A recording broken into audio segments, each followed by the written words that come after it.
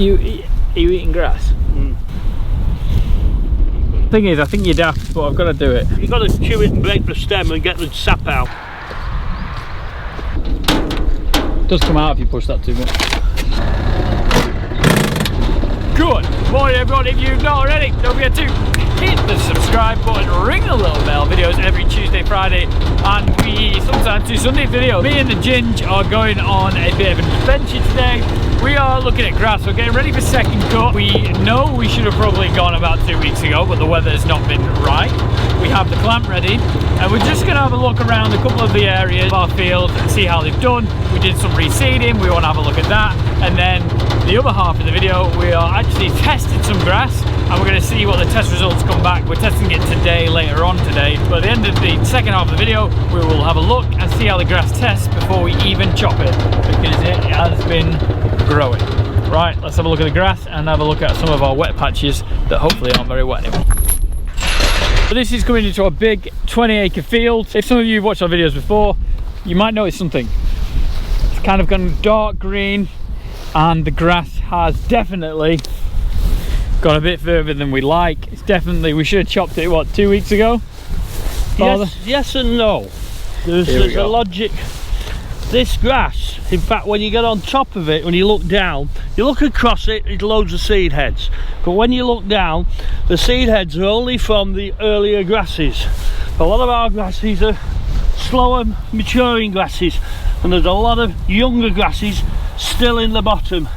It's beginning to die a bit in the bottom, so it is ready for off, but it won't be as bad as we think. We want it dry, we need to have it dry for the clamp, so we can't afford to bring a lot of wet mushy grass in. We don't want that, so we've had to wait until the weather allows again. So we need 2 or 3 good dry days. The last 2 weeks we all know it's had plenty of rain, but that's helped bulk the bottom of the crop up, and I am certain when we analyse it today as a grass analyzer, we'll take another grass sample, the nitrates have all be gone, and hopefully the sugars will have gone up a bit more still, but we'll probably have a bit more fibre, and that's on the grass. This is on this field. So this is the 10 and 20 acre field. We had loads of flooded areas in here, and you will see as well if you go across, there are a few docks in here. Too late to spray them now. We have been seeing, there's not loads, but there's enough, so we'll have to spray it sometime. In all fairness, I walked this field a week ago, or just under a week ago. There's more bottom grass come now, and here you see when you take that away, take the 2 top ones, look at this, there's a lot of young grasses in there.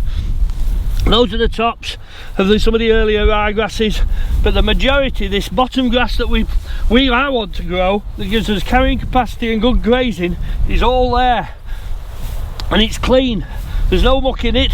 It is clean looking sample. It's beginning to die a bit at the bottom, but because it is so wet, it's carried on growing, and with us having so much nutrients in the ground with the fertiliser and the slurries we've put on, it's been able to grow because it's got the moisture. So in some respects this year I think we might be lucky enough to have a later second cut to give us the bulk and also not bad quality. You can tell by the colour of it, the depth of colour. It's green. It's been growing, it's not stopped growing, which is good. It looks like we're going to be taking the first cut clamp sheet off. We're going to put some of this grass, first few fields we're going to put it on the first cut clamp, and then we're going to move into the second, and then we might put third cut in the clamp as well, say making a lot of big bales. Just we're going to play it by ear, but currently we're going to put second on first, and then when their first cut clamp's full, we'll put the second in the clamp. We'll go check the flooded areas out, and then we will go have a look at the L-shaped field which are reseeded. Chickweed wet in the bottom. Are you eating grass? What are you eating grass for? Like why are you doing that? If you chew the grass, and if it's very, very bitter, it's still full of nitrates, and the nitrates will be, you know, in the grass sample. But like this, that's nice. This wet patch here, you say there's couch grasses here? There's a bit of couch grass, a bit of chickweed. What needs doing here is mow it off and let the new grasses come through. Going to be plenty of bulk in here though, isn't there? Well, you try and drag your feet through this grass. Try and drag your feet through this grass. You can't. It snags up all the time. And again, even here, look at all these leaves of grass. It's not dead. Not dead by a long chalk. Not bitter. It's alright.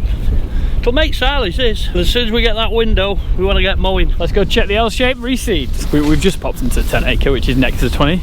A lot cleaner, a lot less docks. And he's in.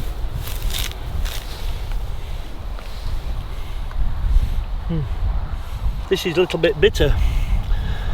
You think? Yeah, this. So Dad went round with the grass analysis tester 10 days ago because we thought we were going to chop, and it said there was said you had high nitrates in this field, didn't it? This field showed high nitrates. So this is the field that we first set our fertiliser spreader on, if you remember. We put more fertiliser on this field than any other, Right. as in organic. And also we give it a good do of slurry again. Yeah. So it's nearly had potentially 100 units of nitrogen for second cut, and definitely a more bitter taste than the other field. The thing is, I think you're daft, but I've got to do it. Yeah. Okay, I've got to try it. It's like the thing, isn't it? Oh, that's hot, don't touch. You got to touch it. You've got to chew it and break the stem and get the sap out. It just tastes a little bit more bitter than the other field. Tastes like grass, Dad. But look at the thickness and quality of grasses here. Again, this is a newer lay. This is one of our latest ones we put in as a grass seed about 5 years ago. But there's a good sward of grass, and again the early grasses have come to head, but there's an awful lot of leaf in the bottom. There's a lot of leaf down there. Right, let's actually get to that field.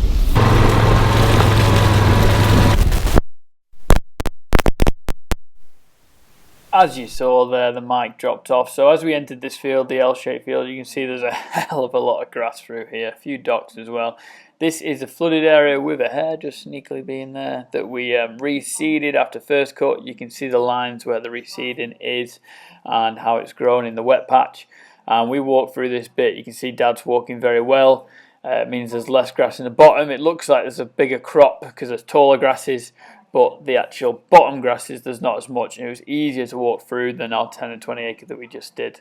And the question I just asked him here is, do we mow these bits of grasses or leave them till third? Dad said mow it out, so you mow any chickweeds or weeds out, and the new seeds get to grow on their own. And we are back into the house.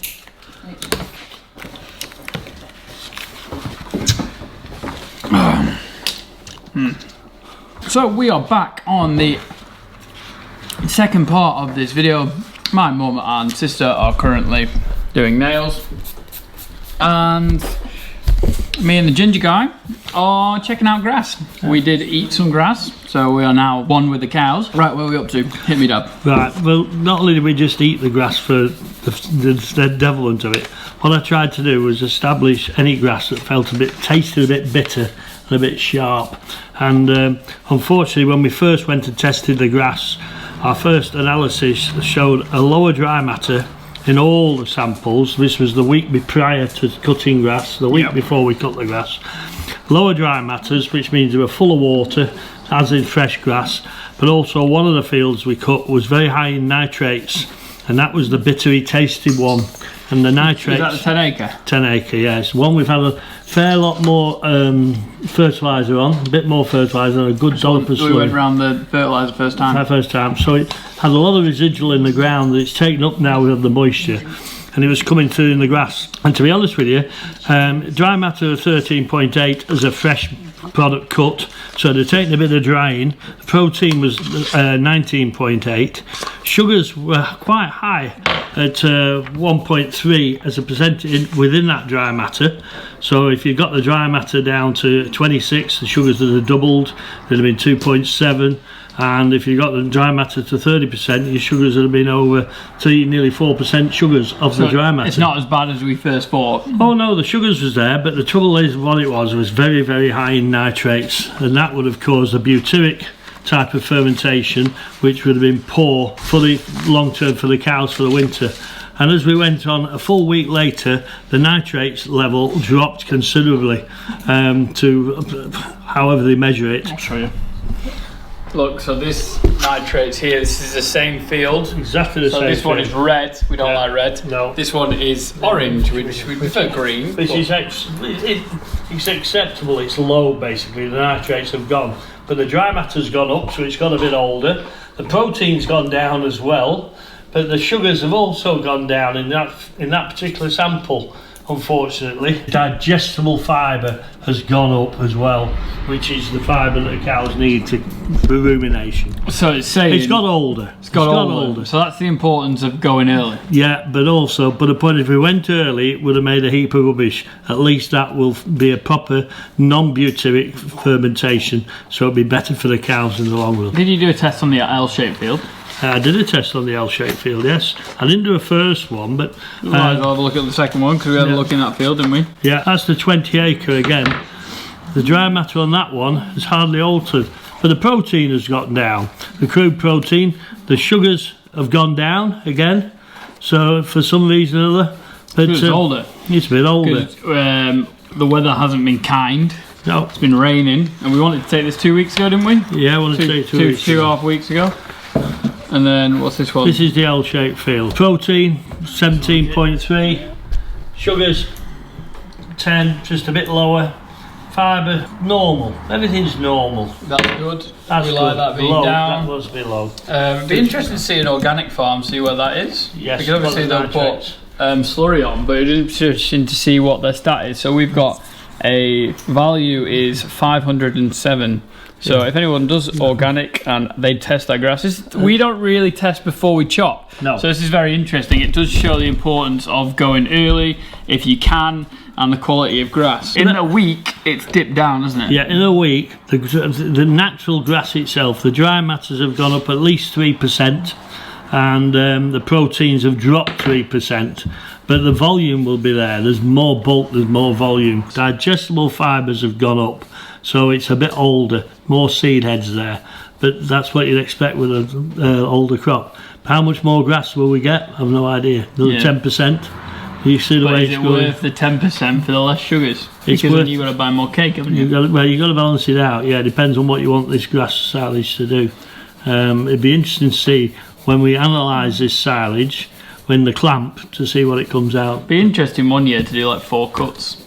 See what the quality of grass is. Yeah. It's just the cost of the contractors. We love our contractors, but it's still a cost. It's still a cost. In conclusion, you'd say of what we did in the field. The quantity might be here, and we might be getting this quantity now because a week after, but the quality's probably done this. Yeah. The quality per kilo of dry matter has done that, but how many units of energy and protein have we got off that 1 acre or hectare? Because they've gone down a bit, because the volume's gone up so much more, we would hopefully get more units of energy and protein off that 1 hectare. Put the full field. But just put a swinging just to go on the other side. My friend, our friend, Mr. Chris McDonald, who he farms organically, I think, 700 cows, grazing, paddock grazing system. He said he cuts more often, he takes grass cuttings, and he gets more grass per acre because they're always going. They're always going, yeah, and also he probably cuts because they're always green. The thing about ours, if you look at our fields with our meadows when we've taken this grass off, you'll notice they're greening very, very quickly. And they're growing hard, and the sooner they're green, the sooner they're going to photosynthesize and we get back into the vegetative state. Whereas you take them off with a really heavy crop and it's white underneath, all you've got is stalks, it seems to take a long time to recover. But the grass this year with the moisture in the warm. Well, I think if you are foraging, we'll be able to see how much the grass has grown from when the mower has taken it off. And we'll also be interested to see where we've slot seeded to see if those lines of slot seeds are coming through stronger than the old original sward. Yeah, it would be in a couple of weeks when it's got challenged. I think you'll find as soon as you've cleared the fields, you'll see the lines. Oh, really? Yeah, particularly in places where it was pretty bare, you'll see lines of grass coming quite hard. Because it's going to be 2 or 3 days after we've mown before the fields are cleared. But within the week. That'd be interesting to see. Again, guys, sometimes farming isn't all about driving tractors, milking cows, doing all the exciting stuff. Sometimes you've got to look at some of the statistics, the facts. It'll be interesting to get our silo analysed, and then we can go back to this, and then we can see the difference between before it was mown and then after it was mown, chopped and fermented for a bit. So I think in conclusion there, Dad, again. In conclusion there, yeah. Happy? Yeah, happy. We can't work against the weather. The weather's restricted us to go when we did. Here with the contractor as well, we booked him on a day. The weather's just sometimes stumped you really. The weather moved. It's just been. But now we have to work to the best of our ability to get the crop in, siled, rolled, sheeted, and let it ferment. But we do know that the nitrates are lower. It will ferment properly with a good additive. It should cure and make reasonable silage. On that note, I think that's the end of the video. It is. It's just interesting though, after first cut we put on up to 3,000 gallons to the acre of slurry, and our slurry had a value of 20 units of nitrogen per 1,000 gallons of slurry. So we put 3,000 on, so we nearly put 60 units on potentially out of the slurry. That's slow release. It's not quick release. It'll go in the ground, it'll feed the bacteria, feed the worms, feed everything. It'll be slow relief, organic. Well, I learned that when we did the walk with we did the soil testing last Phil Clark. Phil Clark, we did the walk with Phil Clark. That was really interesting, that walk. And again, I'm learning things, you're learning things as we go. And I think we will find that the grass will recover quite quickly because of that slow release nitrogen that's coming through now, and the plant itself is taking it up out of the soil, and we've fed the soil to feed the grass. There we go. We're done. We're done here. We'll analyse the slurry next time. We're done. We'll analyse it next time. Everyone says to keep him talking, but literally we'd have an hour and a half video of just that much paperwork, and there isn't a lot in here. That's this year's. That's all. This year's. So guys, if you like the video, please give it a thumbs up. Subscribe to the YouTube channel. Get your TP merch at pembertonsfarmshop.co.uk/CP merch. You can pick it up there. We sold out again in the first day. When I've got all the items out and to you, we will relaunch it. Any other products that you think you would like on my merch page, put it in the comment section below. I'd really appreciate it because it would help. Guys, thank you very much, and we will see you in a bit. See you later. Bye.